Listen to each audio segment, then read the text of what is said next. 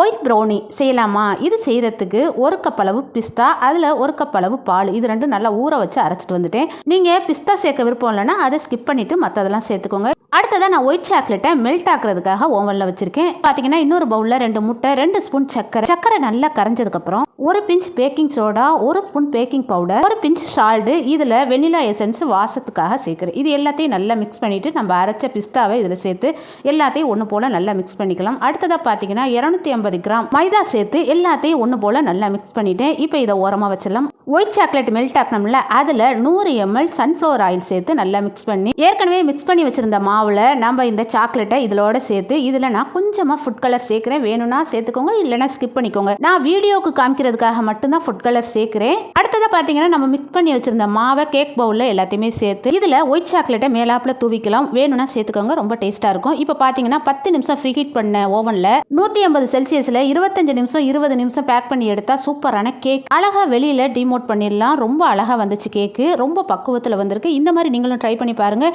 ஓவனில் தான் செய்யணுங்கிறது இல்லை, நான் குக்கரில் நிறைய கேக் வீடியோ செஞ்சுருக்கேன். இந்த வீடியோ உங்களுக்கு பிடிச்சிச்சுன்னா லைக் பண்ணுங்கள், ஷேர் பண்ணுங்கள். ராணிஸ் கிச்சன் தமிழுக்கு சப்ஸ்கிரைப் பண்ணுங்கள்.